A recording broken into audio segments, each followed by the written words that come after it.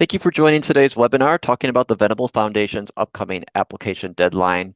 My goal today is to provide some guidance for you as the future applicants to the foundation.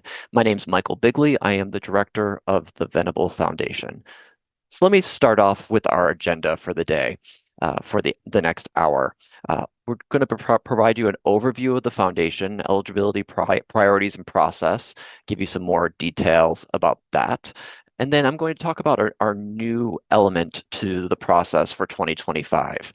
We've already instituted this starting in January, and this is the letter of interest process. I will provide a grant portal tour. I have some screenshots to lead you through the letter of interest section, as well as the grant application. I'll provide some helpful tips and tricks about general application guidance, and then some FAQs, specifically FAQs about the LOI process, as well as the general application process.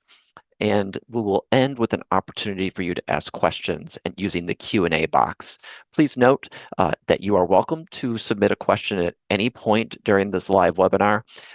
That said, if you can hold on to that question and see if it's covered throughout the content provided today, feel free to hold on to that question. And if it's not covered, then you can type that in. But if it's burning and you don't want to forget that question, feel free to type it in at any point. You can do either option. So about the Venable Foundation. Venable Foundation was established in 1982 by the Venable law firm. It's actually fairly unique for a law firm to have its own foundation. The equity partnership of the firm contributes directly to the foundation, and that is those are the dollars that we have available to grant every year in each Venable office community. These philanthropic investments complement our other aspects of community engagement, including volunteerism, pro bono service, of course, because we are a law firm, and other charitable sponsorships that are not covered by the foundation, particularly special event sponsorships, which are not eligible through our competitive grant-making process. The foundation is funded by those equity partners. We are one of the largest law firm foundations in the country, especially because we're quite unique. And the focus is on the competitive application process. Strong nonprofits are encouraged to apply as long as they fit our eligibility criteria. And speaking of that, you must be a 501c3 nonprofit organization in order to apply, and you must be providing services to one of the 8 office locations. And I'll talk about those in the next slide. Funding is available for operating support and project support. You have to choose one or the other. Operating is often the golden goose for nonprofits, and I'm very proud that we're able to have that avenue of support. The majority of our grant making does lean towards operating support. That said, national organizations or organizations that have a multi-city focus are only eligible to apply for a project grant focused in one of our cities. So the project could be for the operations in that particular city or a very specific project in that city. You must be providing direct services with a demonstrable impact and engagement in the community. A couple of things that we do not fund. We don't fund any organization that has close ties to a religious affiliation or faith-based organization. So please keep that in mind. We don't fund individual schools or parent-teacher associations. Inevitably, I receive several applications for schools every year, even though it is very clearly put in our eligibility guidelines. We don't fund national or international focused organizations that have no direct impact. For instance, those that might be focused on broader advocacy statewide or nationwide. And we don't fund special event sponsorships. Those are funded through the firm directly, not through the foundation. In terms of our locations where we focus, these are where our major offices are located. Washington, D.C., Northern Virginia, that is our flagship office location. We have an office in District proper as well as in Tysons Corner, Virginia. So we do support in Fairfax, Arlington, Alexandria, and Falls Church, as well as D.C. proper. Please note that if you're a Maryland bordering county, particularly in Montgomery County and Prince George's County, those are not on this list. We do not fund in those areas. Baltimore City and Baltimore County is where we support. Baltimore is our home base. That is where Venable was founded. So we have strong ties in Baltimore. We also support New York City related organizations, specifically within the five boroughs, Los Angeles City and County, San Francisco Bay Area. I should note that the Bay Area is a very large, expansive area. We're getting more applications from this particular location than others these days. And our office is very small in San Francisco. So our ability to take on newer projects focused on San Francisco is quite difficult, which is why we have this tendency to focus more on San Francisco proper and Oakland. Chicago, is a newer office, and we focus on Cook County, but also Chicago as the city. Miami came on board last year through the foundation, and we began grant making in Miami. And Denver is new to us as of this particular June 2nd application deadline. So that Denver, Miami, and Chicago have a lot of room for growth in terms of applicants, diversifying our applicant pool across all funding priorities. Speaking of funding priorities, uh, these are the 8 buckets that we focus on, and it is quite broad. They're meant to be broad on purpose. There is a variety of interests within the firm, and we want to make sure we reflect those interests and values. So we fund everything from human services to arts and culture. Uh, Take note that you may be looking at this list and thinking, we fund or we provide services in 2 or more of these bucket areas. Which one do we select for the focus of our proposal? Because in the proposal, you will be asked to pick your funding priority. And what I will tell you is pick the one that's most relevant to your work. If you're arts education, what is the slant? Is arts really the core focus, or is education there and then you have a slight arts emphasis to some degree?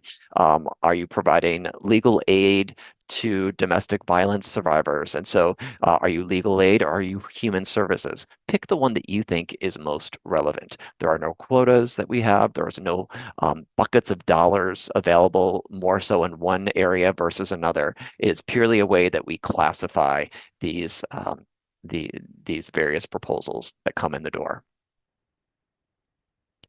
New for 2025. So beginning in February, we started off with segmenting the way that organizations can approach us. And this is primarily because we've had massive demand. Last year, we received over 1,000 applications across all of our cities, and I only see that growing. And frankly, as a staff of one, I'm looking to find an efficient way for the foundation to move forward, but also want to honor the applicant's time and energy putting that application to the foundation. So there's 2 ways that you could approach us. If you are a recent grantee, meaning that you've been funded within the past 2 calendar years, one year or both years, and or if you've been invited to apply, a full application is required, and that is not a change from previous years. So you will encounter no change if you're a past grantee or if you've received an invitation.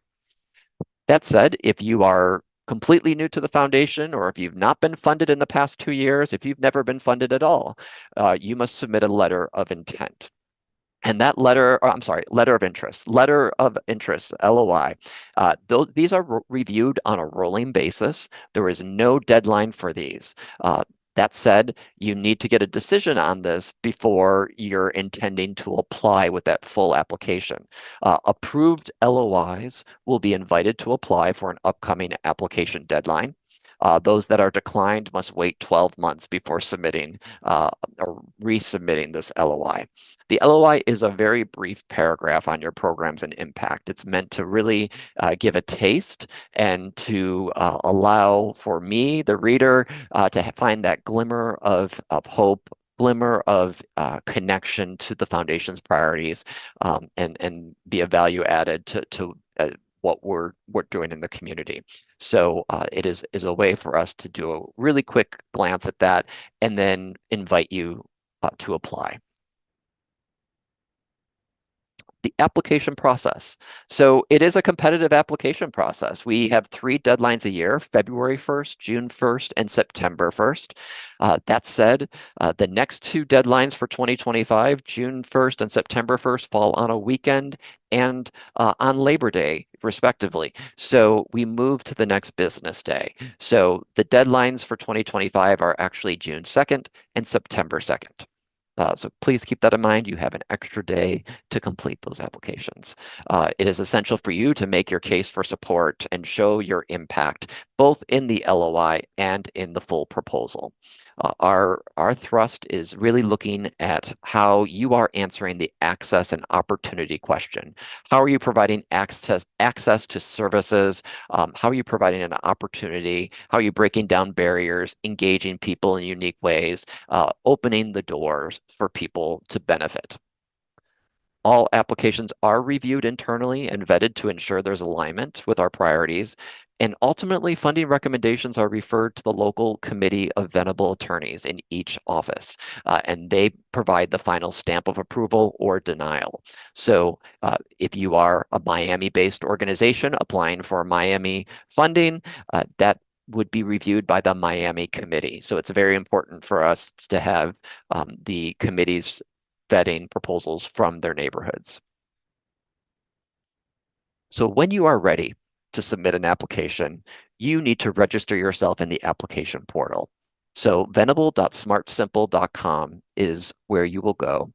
And there's a direct link on our main website at venable.com/foundation. That is the location you went to register for today's webinar. There's an apply button. It will take you to this venable.smartsimple.com page. Once you register as a new user, you'll be asked to figure out what type of registration you're coming to us for. And it's either an organization or an affiliate organization registration. I want to stress that this is very important for you to pick the right one. If you are a standalone 501c3 and you have no one else using your EIN number, your tax ID, then you would pick the first option, the organization registration. That said, if you are an organization that shares your tax ID number, you're using a fiscal host, you're a chapter of a larger parent organization, case in point, like a Teach for America or Reading Partners or what have you, that might have one EIN for many different chapters, then you need to click the affiliate organization registration. That affiliate allows you to create an identity separate from anybody else who might be sharing that same tax ID number. It stops the data from commingling because what will happen is when someone else comes in to register, and if they use that same EIN number, that same tax ID, it will override your address, your contact information, and other basic details in the proposal. So affiliate organization if you are sharing that 501c3. Then you will be asked to search for that organization, to link your email, your profile to the organization itself. And you will have several data fields to search by: the EIN, the name, address. 9 times out of 10, when someone has trouble and cannot locate their nonprofit here, they are not following the directions at the top of the page. If you are having trouble, make sure you are only inserting your details into one of these fields to search. And my recommendation, and with that blue arrow, is indicating go to that EIN section and search using your EIN number. No dash, no space, you will find it. I guarantee you that will work immediately. The only outlier, if you cannot find your tax ID number or organization when searching by tax ID, is if you are a brand new nonprofit, because the IRS may not have updated their database yet, and this connects directly to that. So please, when registering, use the EIN and move forward accordingly. You will then have an opportunity to update your profiles, as you'll see on the left-hand side, there's profile and organization profile. If you change your address, you can come back in here and change your address in the profile as well. This is the landing page. So once you're registered and log out, you come back in, this is the page you will find every time. On the right side is general information, reminder of the deadlines. It's a reminder about the business day, moving forward to a business day if it falls on a weekend or holiday. And there's the Apply Now button. And if you're submitting an LOI or a full application, you're going to click the Apply Now button. Below that, at the bottom, is the My Applications section. And this, while it's not on the full screen here, has several columns. Columns for draft, approved, under review, submitted applications, declined applications. So if an application is under your email, under your profile, it will be in one of those columns. I see some people start and restart many drafts because I think they can't find their draft. It is under the draft column. All you have to do is click that column and you will find where you left off. So if you click the Apply Now button, you're going to go to a re-verification of your eligibility and you will answer accordingly. But what I want to draw attention to is this last point. Have you been funded by Venable within the past 2 years, or have you been invited to apply? If this looks familiar, it should. It is the criteria for submitting an LOI or a full application. So please answer this truthfully, and this will direct you to one or the other, full application or letter of interest. If you answer yes, you've been funded or you've been invited, then a full application will pop up, a draft, and you will be able to move forward accordingly. If you answer no, it'll take you to the LOI. And this is the LOI landing page. You're given some brief instructions and what city is the focus, and then an open section that is your letter of interest. It is 300 words, strict 300 words, and a lot can be accomplished in 300 words. You might not think so, but a lot can be conveyed. Don't spend your time talking about your origins and why your work's important per se in the broad sense. Get down to brass tacks. What are you doing? What's your focus? Who are you reaching? And include some numbers, even if it's one cumulative number of people served. And those are the most compelling LOIs that move forward. Every once in a while, someone does not take full advantage of the space and they submit 2 or 3 sentences, and that is just not enough information to make a decision. And every time that's happened, those are declined. With this new LOI process, there are some questions that have come our way. So these are some FAQs that you might have percolating in the back of your mind about when should you submit this LOI. Since this is a rolling basis LOI, I encourage you to submit whenever you feel ready, whenever you feel that you can put that 300 word or less paragraph together and put that in the system, because that will allow us to make that decision. And if you are invited to apply, then you can decide when you would like to submit a full application and you don't have to rush around. You have a little bit of luxury of time depending on when you submit that LOI. Several people asked me if they could schedule a meeting to talk through their LOI submission. Unfortunately, my schedule does not allow for pre-application briefings and consultations. So I am a staff of one, and I just have to be protective of that. And so this LOI process is really meant for you to put your best foot forward. With only 300 words, what information should you include? I sort of touched on that just a moment ago. Make sure you just put some very pertinent impact details in there. Leave me knowing that this could be a good fit because you've touched on the funding priority that you're coming to us for. What is your impact? Who are you engaging? And a little sample of how you might be engaging them. What's the depth and breadth of this work? Are you doing something once a year, or are you doing something several times a week? Whatever that might be, or in between too. How long until you have a decision on this LOI submission? It is a rolling basis, so there's no set date when you will hear back.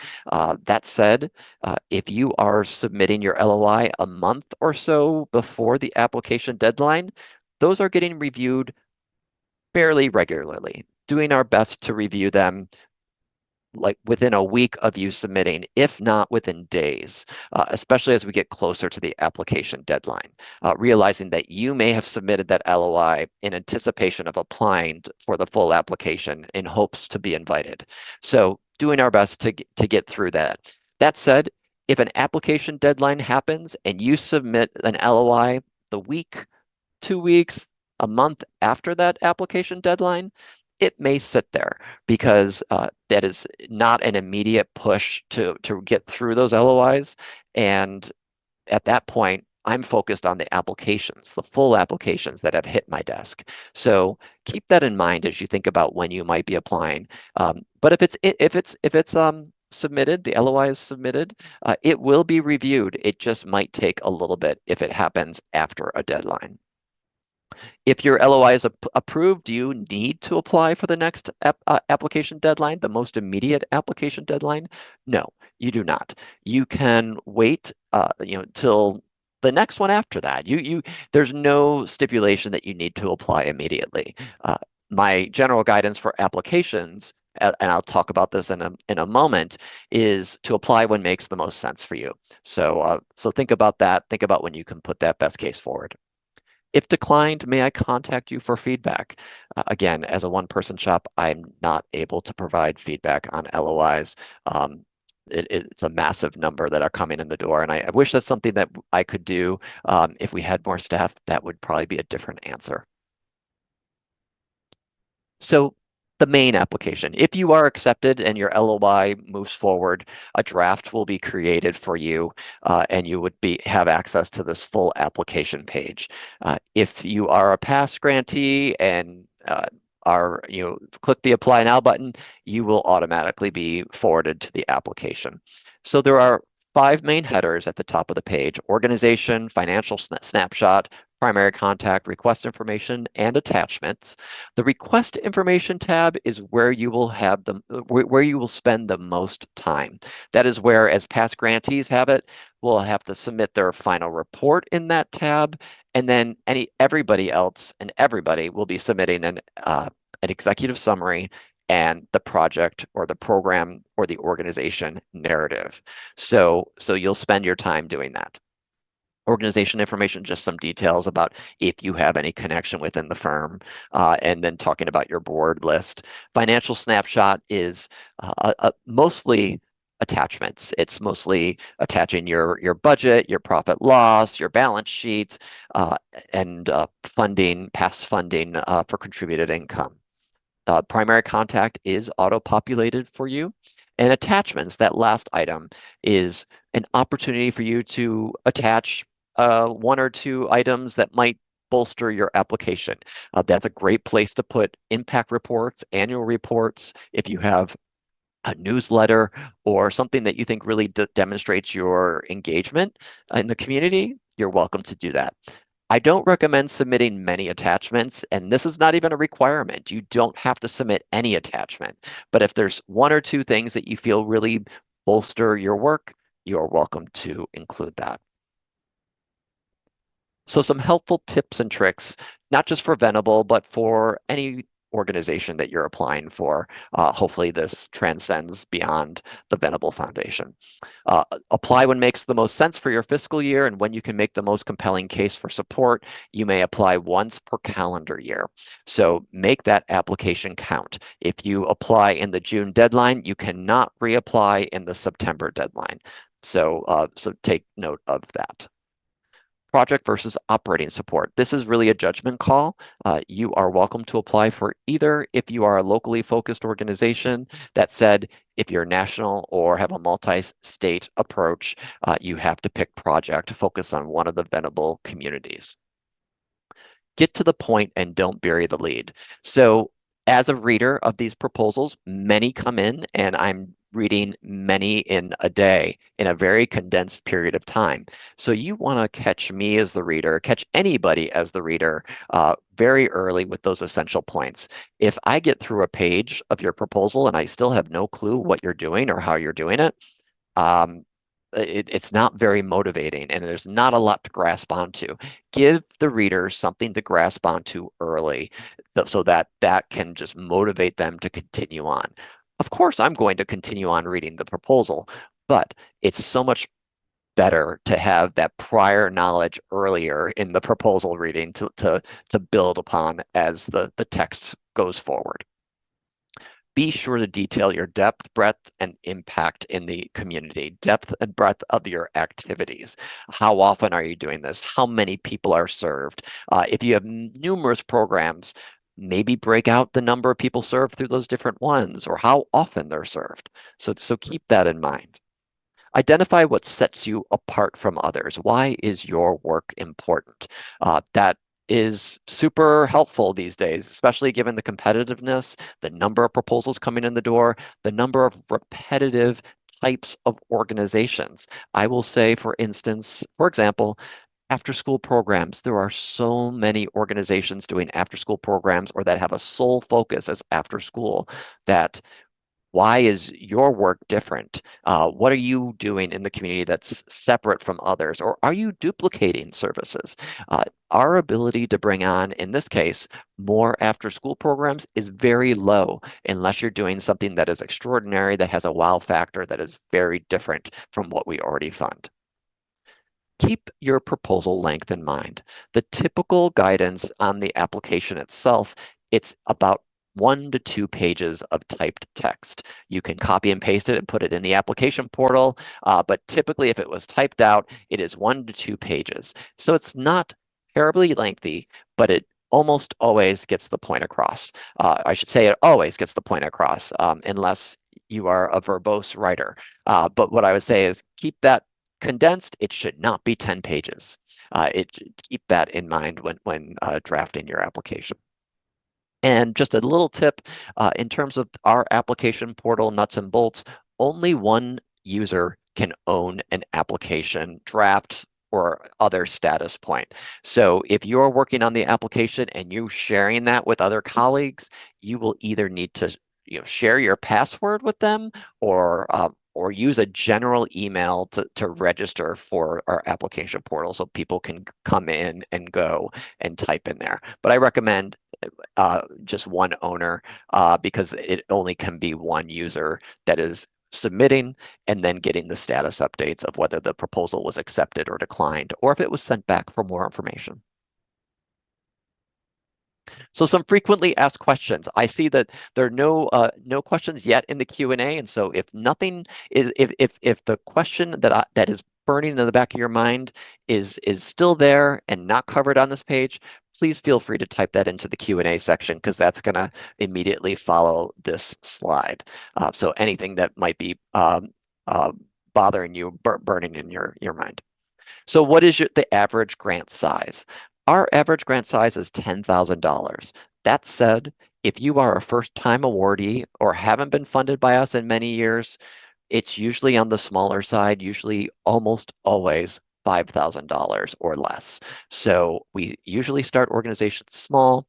We do our best to see if we can provide increases over time for past or relatively new grantees, but those are not always possible. So keep that in mind when approaching us. I often hear questions of, well, what is the right size to ask for? And you could certainly ask for whatever you would like. It is not an all or nothing funding request. If you ask for 15,000 and we are only able to do 5, we will do the 5 if it is something that we're interested in supporting. So be reasonable, but also understand that our average grant size is 10.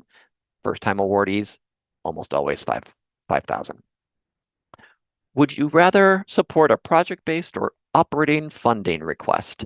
So that's really up to you. And this is just a different way of talking about what I've said earlier.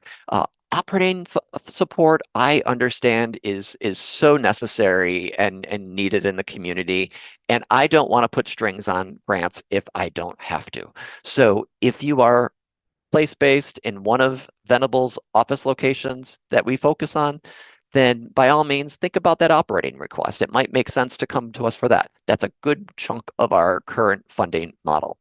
That said, if you really want to come to us for a project and have the Venable name behind it and you can show the impact on that, then you're welcome to do so.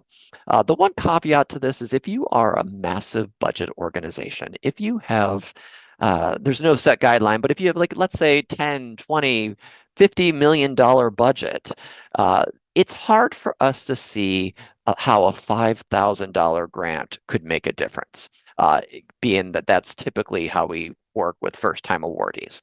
So it might make sense to whittle that down to maybe a project. And is there a project that we can help you with that has need, but is broad and maybe, and that we could really see $5,000 go a long way. I've been declined several times in a row. May I reapply? You are welcome to reapply as long as you're eligible. That said, I'm always conscious of everybody's time and energy. So if you've been declined 5, 6, 7 times in a row, it might be time to take a break. You probably are not fitting the funding priorities, or at least it's the massive amount of demand. It's just not able to cut through. And I hate to say that. So it's really a judgment call on your end. But if you've received many numerous declines, it might be time to take a break and then think about coming back in the future. We have projects in multiple Venable office locations. May you apply for all cities in the portfolio of yours? I don't recommend that. I think you should test the waters, apply for one city if you are in multiples, and see how it goes. If it is promising, if it moves forward, then maybe we have a conversation and you reach out and see if a future couple proposals might be an option. But this is a case-by-case basis thing. I think you should test the waters with one city first if you have no track record with us. Would you have success in one Venable city over another? So if you are in multiple cities, is there one that's more competitive or not as competitive than others? This is hard because we don't solicit applications per se. I do send out invitations to a small list of nonprofits that I do a little research on when we move to a new city, but we are open and interested in seeing the lay of the land. So what I could say is with our newer offices, Chicago, Miami, and Denver, there's a lot of wiggle room. There's not a groundswell of applicants coming in the door yet. That may change. This is the first application deadline, June 2025, for Denver, for instance. And last year was the first year for Miami. So these are new cities to us, and organizations don't necessarily know that Venable exists. And so you being in those cities is sort of a leg up if you're hearing this at this point. So those would be the ones that have a little bit more openness just by sheer lack of proposals coming in the door. Every city is competitive that we've been working in for years. There's many applications coming in the door. Like I said, San Francisco is one of the tightest cities because it's a smaller budget. We're only awarding about $100,000 in San Francisco versus in Washington, D.C., our flagship office, we're awarding about $1.2 to $1.5 million. That said, there is this large confluence of organizations coming in the door for both, and we're trying to address the demand as best as possible. Are certain funding priorities more competitive than others? So I gave a little insight with the example of after school. So some youth programs are really difficult for us to support because we already fund quite a bit, and we do our best to stick with past partners as much as possible. We do have an open door, so new organizations may apply, may submit that LOI, but it's a little bit more difficult for us to take on new organizations, and that's I'll jump down to I'm a new nonprofit.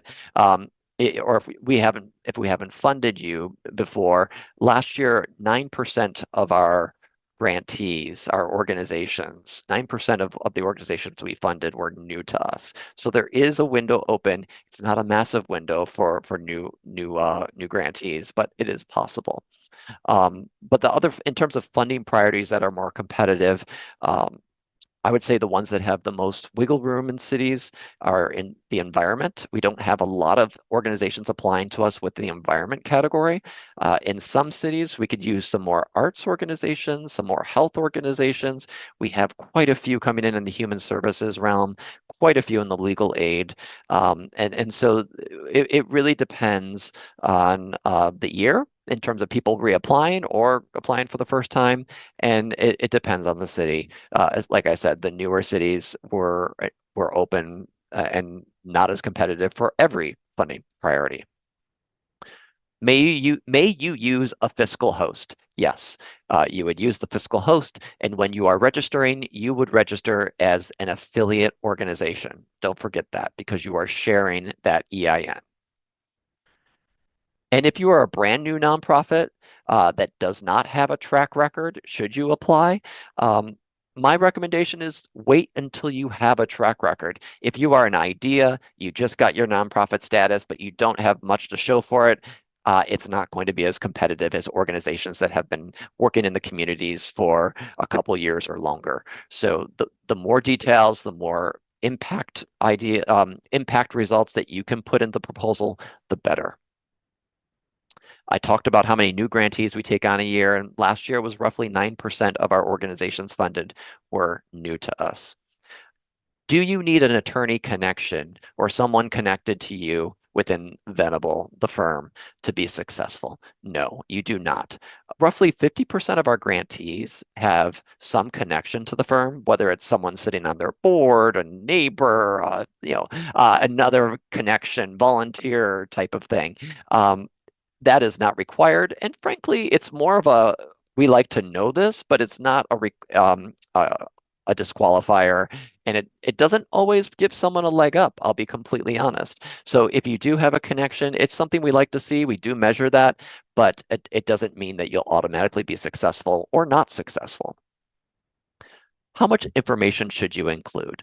So similar to what I've said earlier, the 2 or so pages of typed text really should provide an overview of your activities. What are you doing in the community? How many people you're serving? How often? What's that level of engagement look like? If you have several programs that are part of your organization, provide some details. Give a paragraph on each of those programs. Give some depth. Uh, how do you know that you've been successful?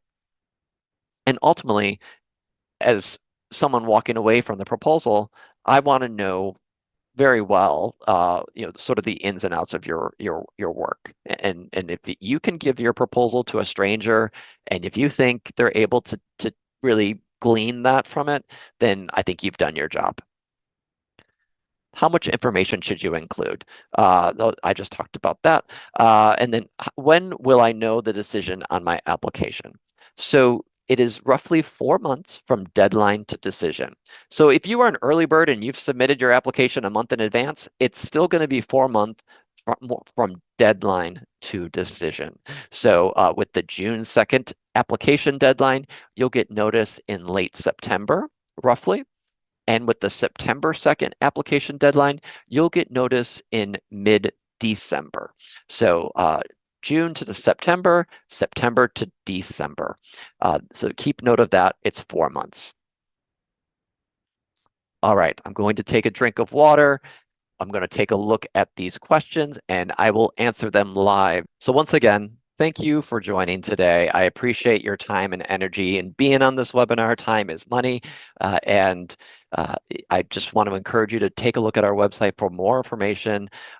There will be a survey that pops up on your screen after this webinar. So please, if you don't mind taking a moment to anonymously provide that feedback. I'd love to hear the good, the bad, the ugly. So what more would be helpful is always good information to have in these surveys. So you have our website and you have your marching orders. The next deadline is June 2nd. I look forward to reviewing your proposals and your letters of interest, and we'll go from there. So thanks again for your time and have a good rest of your day.